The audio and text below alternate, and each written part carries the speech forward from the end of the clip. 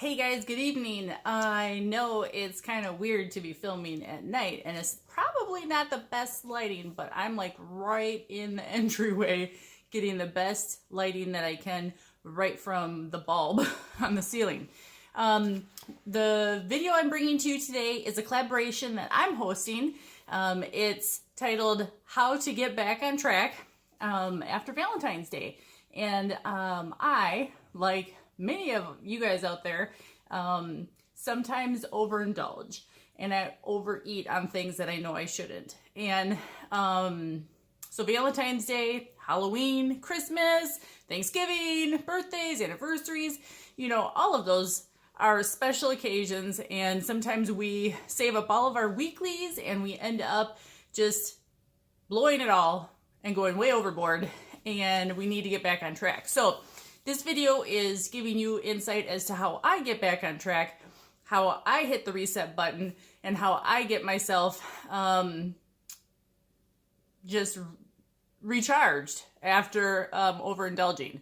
So a couple different things that I do. The first thing I'm going to start with is I have to get my mind right. So I have to tell myself and work myself up and tell myself it's going to be okay.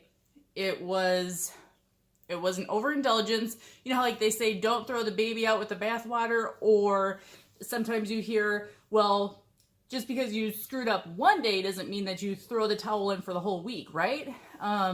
Same goes for any indulgence. You just got to tell yourself that each new day brings a new opportunity to do it right again.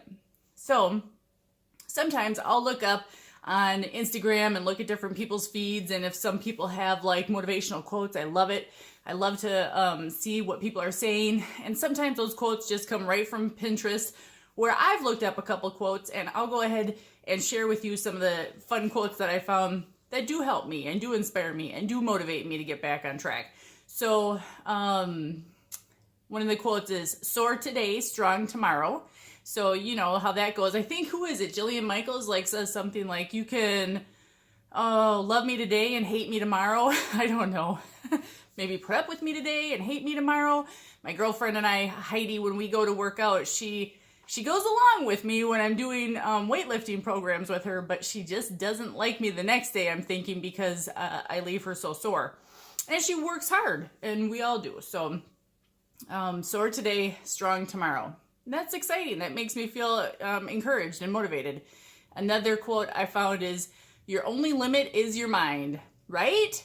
It's what gets us in the way is our mind.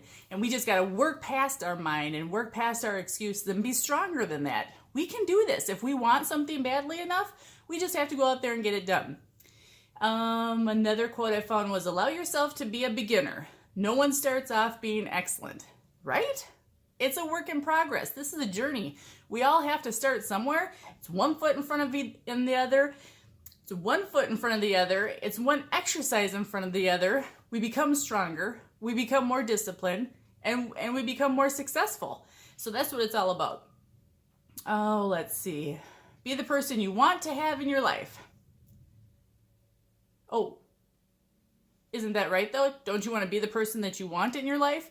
I think about that too, is how I look. Like, look at the way you look in the mirror and tell yourself, are you okay with that? Like, is that who you want to be? And if you're not happy with it because you are unhappy with the way you look or are eating, then change it. It's all up to you. And then one day you'll look in the mirror and you'll say, that is who I want to be. And that is what I want to look like. Another one, ask yourself if what you're doing today is getting you closer to where you want to be tomorrow. And I'll probably answer this very, very honestly, and most times it would be no. So we're all sinners. We all make mistakes, and we keep falling down, but we just keep picking ourselves back up again, right? We can't just let that define us. And so getting your mind right is like a big, huge chunk.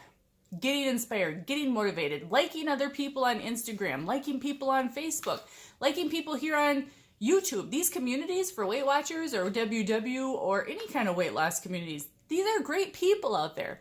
They know what they're talking about. They know, sometimes the hard work that it takes.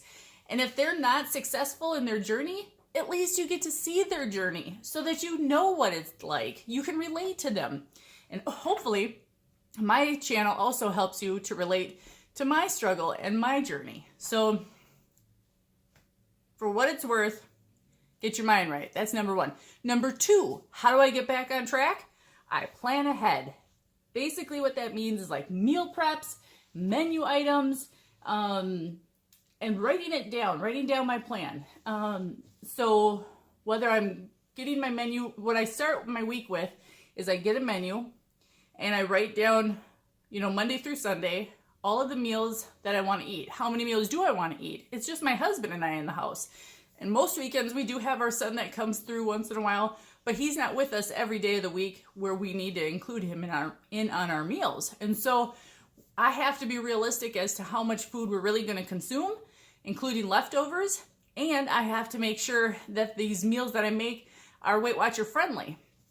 And as you saw in a previous video of mine, if you were looking at my vlogs, my cupboards are not filled with the right foods. There are certain sections and pockets of my cupboards that have my Weight Watcher friendly foods, but that is not the norm. So just make sure that you plan ahead. And then after you've made your menu, get your grocery list figured out, and then go grocery shopping. Make sure you hit up those stores like Aldi that have really great deals, new foods, and pretty cost-effective items. And then when you get home, go ahead, just put all your groceries away, and then start meal prepping. So if you get ready, you could do it any day of the week. It doesn't have to be a Saturday or Sunday just because most of the world works Monday through Friday. If you aren't a Monday through Friday worker and your work week falls on the weekend, then meal prep whatever day works for you. Monday, Tuesday, Wednesday, Thursday, Friday, it doesn't matter. And then make enough meals that you know that you're going to eat for the week. So I make at least 2 or 3 meals on the weekends to prep myself for the week. That way, I always have a backup meal that I'm going to eat. It's not like I'm going to catch myself off guard. Now, if I'm eating outside of those meals, then it's because I'm choosing something else in the house, like a leftover from a different meal, or because I'm choosing to be bad. And that's why you have to account for that. If you know that there's going to be meals that you're not going to eat because they might be a cheat meal, or you're just leaving room for other food to get eaten first, then just add that into your plan. Because if at the end of the week you have all this extra food left over, then you're not going to want a meal plan anymore because you've got excess. So another girl here on YouTube, her name is Amanda Seipert. She freezes all of her meals. So then she doesn't kind of run into that problem of fresh food going bad in the fridge because you didn't eat it up all in that week. So then she can just grab it out of the freezer, thaw it out, and warm it up and eat it whenever she wants. And number 3, this is my third one. Make sure that you get off your couch and you work out or you move in some sort of way. Now, I'm not asking you to get out there and be like some gung-ho fitness freak, although that would be cool. But I'm asking you to just get off the couch, go take a walk. Go walk around the block. Walk. If you can't even make it that far, and that's okay if you can't, then walk down your steps and up your steps into your house. Or walk at least 10 steps. Or walk to and from the mailbox.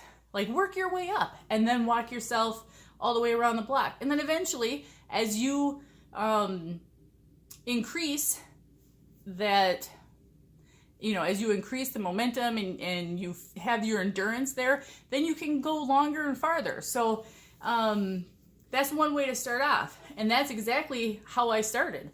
And I still do walks. I love step vet, and I love being able to walk and get as many steps in as I can.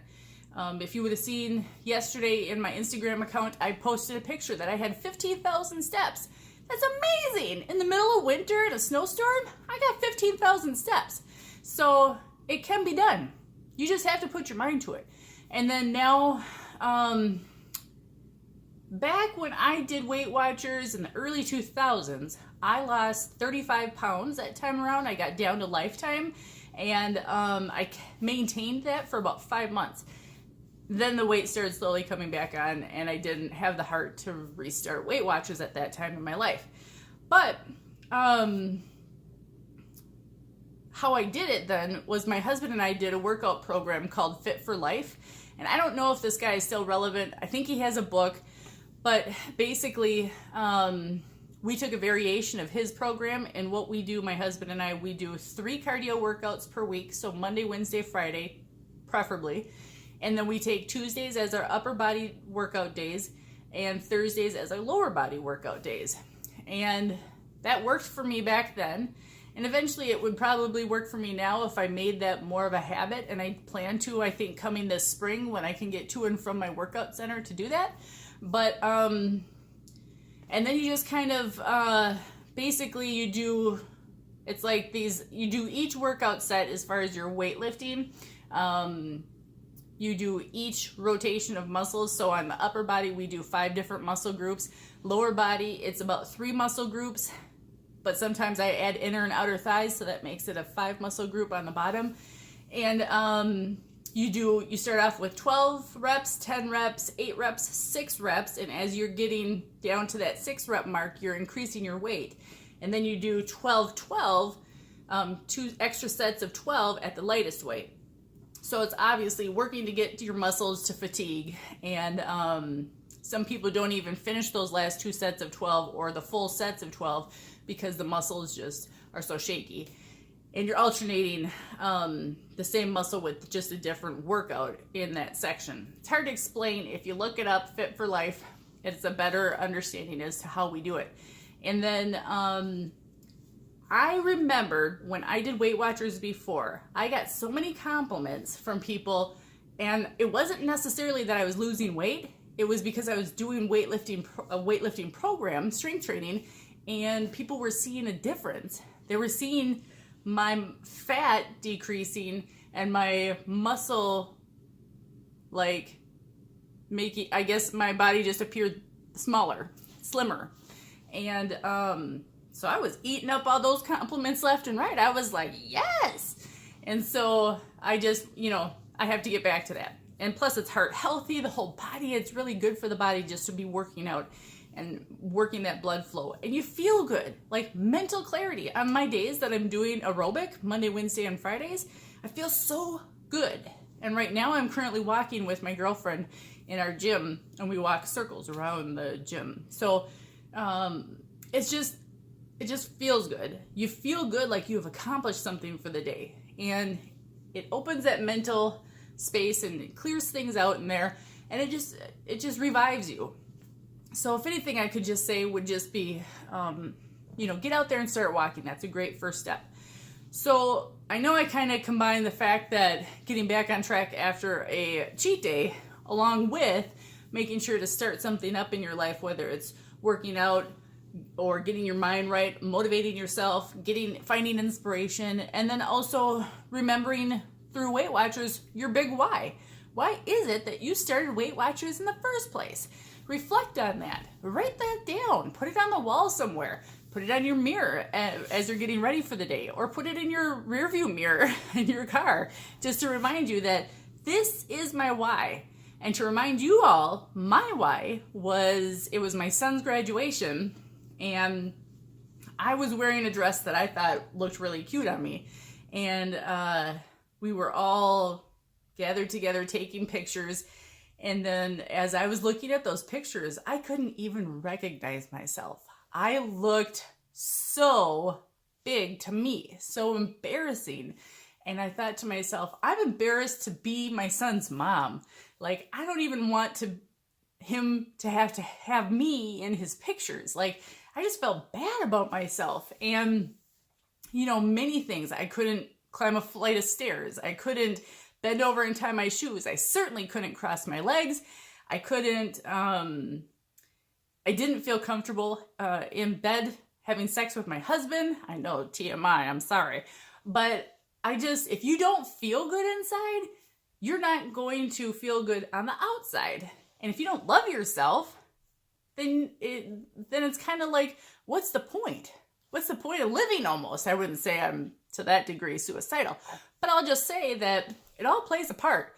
And so I went to my doctor and I asked my doctor, I'm like, I want a medication, because I'm a nurse. I know that there's medications out there that are specifically helped to target weight loss, and she didn't want to prescribe them to me. She actually prescribed me She started me off on a very low dose, and she told me I'm not going to increase it to the therapeutic dose. And you're just going to have to find a different doctor if that's what you want to continue doing. And so I was so devastated because I went back to her a few months later and I did not see any weight change on that medication. In fact, I saw an increase in weight. And she just said to me, why don't you try Weight Watchers? And I was like, oh, I've done Weight Watchers in the past and I was successful. I felt like I didn't need Weight Watchers to lose the weight again, but my doctor thought I did. So I went home, talked to my husband, told him how desperate I was in need of wanting to get rid of this weight and get back to feeling good. And he was like, go ahead. So that was my why. That was my start of it. And I just remember saying to myself, I don't ever want to look that way in pictures again or feel embarrassed or have my kids think that they're embarrassed to be around me. Now, they never admitted to that, but I felt that way. And if I didn't want to be around myself, I certainly didn't think my kids wanted to be around me. Or my husband for that.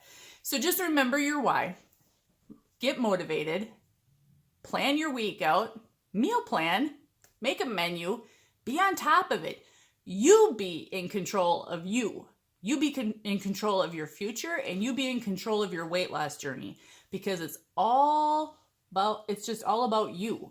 It's not anybody else. It's not, waiting for someone else to do something first, not waiting for the weather to cooperate or a better time in your life when the kids are older. It's just, you got to take care of you now. So you can do this. We can all do this. It's attainable. So that's how I get back on track after an indulgence. And to be honest, I jump off track quite a bit. So I just have to be more disciplined and more on top of getting back on track more often. So thank you everybody for watching. I want to say a big shout out to everybody who was involved with this collaboration. Thank you ladies for helping me out and being a part of this collaboration. I so appreciate it. There are so many other ladies here that are doing the same collaboration with me. Please go down to the description box below, click on their channel link, and find their video that says how they get back on track after Valentine's Day. So thank you, everybody. I hope you guys have a good rest of your day, and check out their videos, and we will see you next time. Goodbye.